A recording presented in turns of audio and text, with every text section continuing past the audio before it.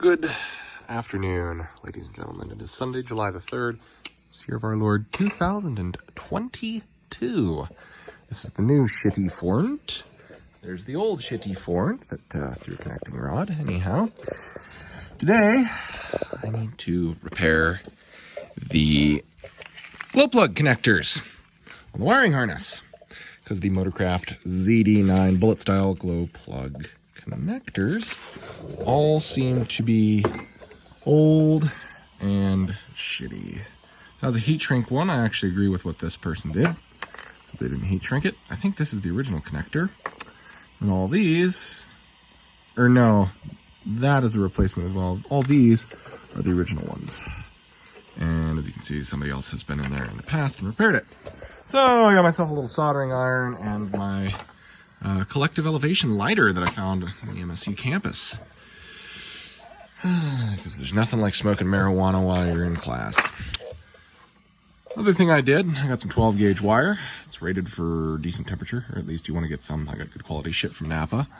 I have primary wire. You can use whatever you like, but use 10 or 12 gauge. Something that can carry 10 or 15 amps. So each one of those plugs carries it. It is a 100 amp fuse circuit, so shouldn't be a problem. First thing I did was I put this wiring harness up in the vise. I cut each of the ends off, as you can see, at the back of each of these connectors, using my pair of pliers. Carlisle. I don't know if there's a fucking part number on these. No, there isn't. But these are some really nice pliers. But yeah, as you can see, I cut it off right back there, as close as I could, because I don't have that much wire to work with, which is why I am making these little extenders. They are, the only reason they're bent is so I can solder them, but, you know, I don't know, maybe 3 inches long, 4 inches. Nah, just 3 inches long. You don't want any more than this. They're going to get in the fucking way and get caught up in shit. The other thing that you're going to want is some heat shrink butt splices, 1210s. Gardner Bender seems to work fine, although I definitely prefer like a Napa Eklund brand or something similar. Just high quality stuff to put up with the heat, since I don't really want to have to come back and do this again while I own this truck, at the very least. I dicked around, fished this fucking wiring harness out of the engine bay. It's quite complicated with the injection nozzles on to get it out there without ripping anything off. But as you can see, I did manage to get it out. Disconnected the glow plug controller in the back there. New Ford OEM CER valve in this shitty 7.3. Disconnected the return side on back there as well. Disconnected the 2 hoses, and I have to cut that one up. Somebody else has rigged up some shitty glow plug controller. This is for oil pressure. But anyhow, I disconnected all that and ran it and finagled it back through this side. And then I disconnected the harness there, and I soaked that with PB Blaster so I could pull it out. Then I finagled it back and under these lines, and then again disconnected the return side there. And I just put new nozzles and return caps in this motor. So batteries are also disconnected. Only the positive side is, because, you know, makes an open circuit and all. So what I'm going to do is take a soldering iron and wherever the fuck there it is, rosin core solder. I always use the big stuff, and safety glasses. I like to wear pants and closed-toed shoes. Today I made the mistake of wearing shorts, and whenever the solder hits the floor, it splatters up, hits your legs, feels real good. So I recommend pants and shoes for this. Either that or solder over something where your vise is over a full table so it doesn't go everywhere and splatter. Yeah. I already soldered the ends of these. So that's what it should look like when you're done, more or less. As you can see, the flux did not penetrate this wire super well because these are really fucking greasy from being under the hood of this retarded fucking truck for so goddamn long. But you know, hey, it's got 355,000 on the clock, so I'll give this truck a break. So the reason I did it this way is because I wanted to be able to fairly easily install these connectors with this chunk of wire and a butt splice already attached, so I can put that wiring harness in the vise and then I don't dick around with it moving around. I have a very light, short piece that I can hold on to with my left hand. With my right hand, I can use the crimping pliers while that sucker is mounted in this vise. And I can be right here, standing, working on it. Those pliers. If I were to try to do this in the engine bay, it'd be a royal clusterfuck of kneeling on that hood on that chunk of cardboard. Speaking of which, those chunks of cardboard, as you can see right there, is where the hood latch comes through. And actually, if you manage to punch it through the cardboard, it holds that chunk there pretty damn well. So, if you ever have to work on your IDI and you don't want your knees to hurt, it is White Sox Sunday. And also, this is the jaundice shirt. Never wash your fucking whites with a pair of yellow dyed leather gloves. Winter gloves, but even still. I have jaundice clothes now. It's pretty cool. Now would also be a perfect time if you actually gave a fuck to replace this connector, because somebody cunt-fuckulated this thing and broke the ends out of it. So, I mean, plus over time, they arc, they get loose, and then it burns the connector up because all that fucking arcing makes a lot of heat. But, yeah, I'm just burning butane right now. Not really doing anything, just bullshitting. The other thing you're going to want to do when you're soldering this is make sure you've got a little bit of twist to the wires. I cut these a little far back, and you'll notice that, in a memento, while I pull a butt splice out, but you'll notice that, whenever you solder it, it's going to make the diameter of this wire bigger, so it's going to be very difficult, especially if you have a 10 gauge and this is a 1210. When you get the upper limit of that, what this can hold, you're going to have to be very judicious with the amount of solder you apply. And you can see right there that it goes all the way in, and then the other side, you can see, has a little bit sticking out there. That's bottomed out. So you want to trim these shorter rather than longer. Let's see if I can find one that's about the perfect length. Probably something like that, as opposed to that. You can see it's maybe 1/16 or 1/8 of an inch shorter. But that's going to be kind of the key to making sure there's nothing sticking out past where you're crimping and you get a solid seal. It's more important on smaller wires, I found, than these bigger ones. These bigger ones, you can just kind of jam shit in there. But the smaller butt splices, it really does matter. All right, back in a bit.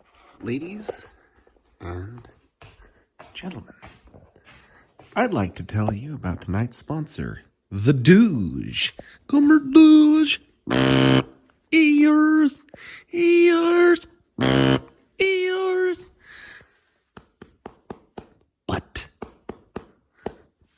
dog, but look at this very aggressive douche, extremely fluffy douche. I got that vicious butt. Oh, somebody shook out the wetness. You want some of that dirty 7.3 IDI content? Well, you're going to have to watch me physically abuse this very vicious douche. Dog. Butt. Dog. Butt. Asshole. Addendum to part 1. As you can see, I've made a new connector since on the old connector I fucked up. Fucked up in 2 places. I heated it too much, so the wiring insulation peeled back, melted back, and more importantly, I fucked up right here and I crimped off of the metal. Now, it's not a huge deal with these heat shrink connectors because the heat shrink will reseal itself when you apply heat to it. The contractile plastic, or whatever the fuck you call this shit, will form a watertight seal. We're not going to use that. In fact, we need to do this a little differently than I thought, since this is a 12 gauge wire and these are 16-14 bullet end connectors. What I did, oh fuck off, fucking cunt. What I did was I stripped 4 wires back, and you can see the remnants right there, but I'll show you the process.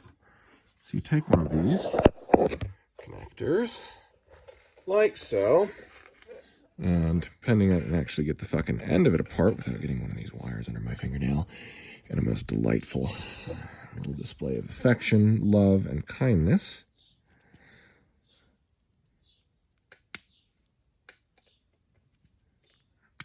There we go.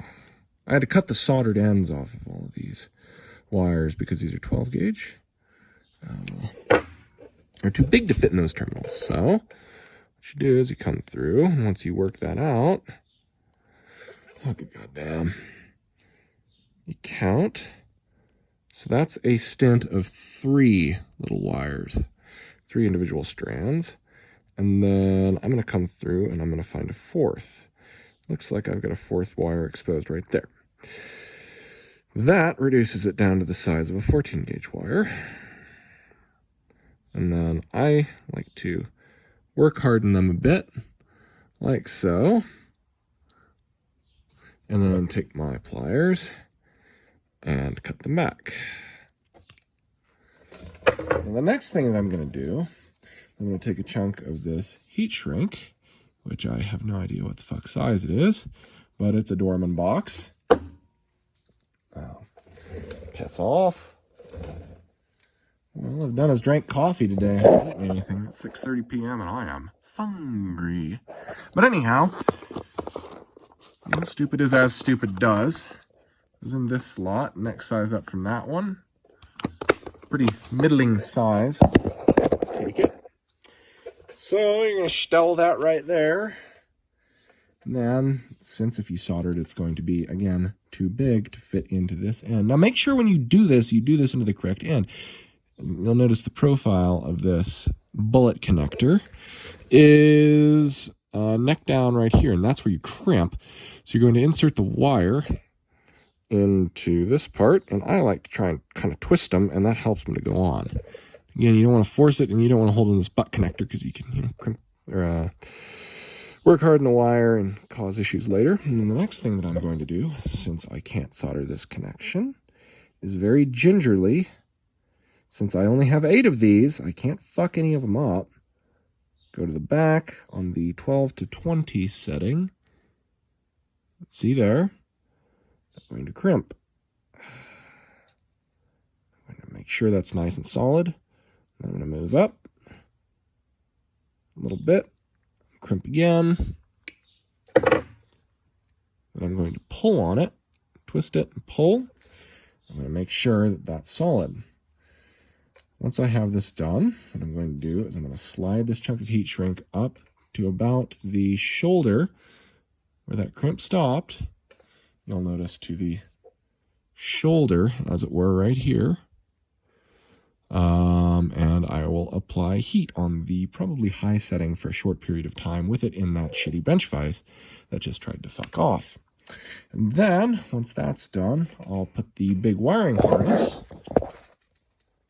into that evil bench vise, and we'll go ahead and... Actually, we'll do that first. We'll put the wiring harness in there with this crimped and without anything heat shrinked. We'll crimp this butt splice onto those 4 soldered connections, and then we will apply heat to it with the heat gun, which, yeah, heat gun. Well, I think that about does it. I get to do this 7 more times. Yeah, let me know in the comments section if you have any questions, thoughts, prayers, political opinions, other that you need to share and really need to get out there in the world. As they say, nothing's new under the sun. Oh, we got flash. Oh, get a nice crotch shot in there. Oh, you like that. So you'll notice once you twist this butt connector on, right? So I've got this butt connector twisted on. You'll actually be able to, if the wire is short enough, twist it over that little bit of exposed wire. Now you can see it's still exposed right there, but I was successfully able to do that on these 2, which means that you'll run a lot less liability when you heat shrink this with that wire actually poking back through. Granted, if that wire does poke through, it's only a single strand, so it's probably 1 gauge or maybe a half gauge. So it's not going to be able to carry enough current to trip a 100 amp fuse, which I think is what this glow plug controller is rated at, nor is it going to be able to burn out the 12 amp wire or any other connections. So just a word of warning. Whenever you're crimping these, crimp the bottom first and then crimp the top. If you crimp the top first, you run the liability of the wire slipping out while you're doing it, especially if you're not using a holding fixture. Get up in there. And then also make sure that you put your heat shrink on before you crimp it. Otherwise, you get to go buy more parts. And right now, that would severely fuck me because Ace is going to be closed tomorrow. And I don't know, maybe Kenyonig Noble might be open, but make sure that you're sure of your placement before you crimp. Well, now, I've already done 2 of these, so that way you can see the finished product and what it's supposed to look like. As you can see, heat shrink conforms to the diameter, the exterior diameter and circumference of the bullet connector, as well as to the wire.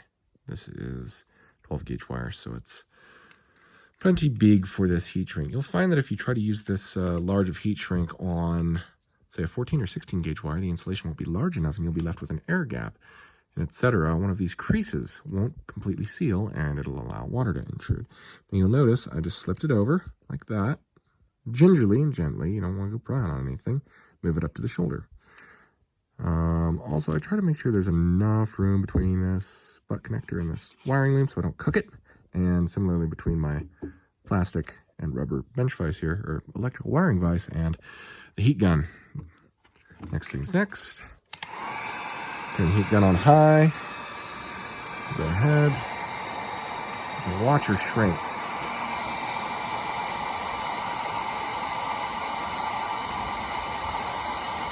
And that is about how one of these works. I'm going to go ahead and finish these off, and that'll complete the wiring repair. I'll go ahead and shove the wiring harness back into the truck. And, you know, I might accidentally wrap everything in electrical tape, probably from right about here all the way down to the wiring end. But that's just because I'm paranoid and I like spending way too much time on a piece of shit truck that I probably paid too much money for. But whatever, you know, that's okay. It's part of God's plan, and I trust in his providence. There are, in the course of natural events and human history, a few different ways of securing your, or rather shrinking your heat shrink and heat shrink butt connectors. Also, this is a good time to mention, you see that little bit of what looks kind of wet and melted? That is what seals this butt connector to this wire. The inside of this melts and it becomes liquid and it flows along the wire. And that forms a seal.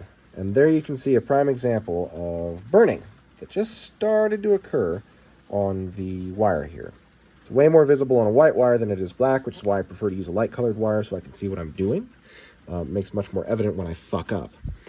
You can also see here, sometimes if you go too hard on the wires, they don't entirely shrink and they kind of balloon back out. That one isn't a great example, but that one kind of is. That one's still a little ballooned out. You can see there it's not fully conformed. So I might just take a lighter to it, which is one of 3 ways. You can use a heat gun, or you can use this deflector shield. Deflector shield on your fucking soldering iron there to go retard strong with soldering iron. Just pick whatever method you prefer. Dirty lighter is, it's not the fastest. Blowgun's the fastest, and the lighter's dirty. I haven't had great success with this because I haven't figured out how to use it, and I don't really care to because I have a blowgun. And if somebody doesn't have wall gas I can steal, then, well, I guess we could use a lighter. I also wanted to mention that all of this can be done very cheaply. That box of Dorman heat shrink is like $7.99. These were 59 cents each. These bullet connectors, 16 to 14. 0.156 or 156 thousandths inner diameter connector of just bring your glow plug in and demand to test fit each of the bullet connectors that you're going to purchase. For example, this morning when I brought this to Ace, 2 of the 8 that I originally picked out of the box were the wrong diameter. Not for this end, but for the kind of wire that it was supposed to go into. It looked like a 16 to 22 gauge or an 18 to 22 gauge bullet connector. So I went through and, of course, tossed those 2 out and found 2 that were the correct 156 thousandths diameter or whatever it is that fits this knob and the correct diameter for the wiring that goes into it. This is a some aftermarket part. I bought the Motorcraft brand ZD9 plugs because of all of the ones, if you don't use ether on them while they're hot, they won't swell. quite like especially the auto lights. A lot of the NGKs do as well. Just if you're gonna own an old truck like this, the aftermarket parts from big name manufacturers generally aren't the way to go. At least in terms of glow plugs, injection nozzles, etc. Clevite or Moly rod bearings and main bearings, if you can find them for these fucking things. Well, I'm not gonna make any political comments about the current castration of the aftermarket parts industry in the modern day supply chain, but now they are trying to make it so that way you can't find parts for older model vehicles from dealers and from the aftermarket. And you know what? That's beautiful to me. It's really awesome. It's all part of the great new world that we live in. Anyhow, I make no further political comment. Be careful when you're applying heat to these, especially to these older chunks of wiring, as you can very quickly brown and burn the insulation. If you do that, I recommend getting some, oh shit, where is it? I'll show you the brand. I think it's Star Bright liquid electrical tape. And that stuff works pretty damn well for sealing off irregular holes in wiring. And I'll also show you the other shit that I got. Yeah, this stuff, this is the Dorman stuff. This is absolute garbage. Just shit. Don't buy that. Go out, spend a little extra money, get yourself some Star Bright liquid electrical tape. You will thank yourself later, because it is way less of a fucking gummy mess, and it actually works, and it goes on to what you're trying to put it onto. Good Lord. Check this evening out. Beautiful.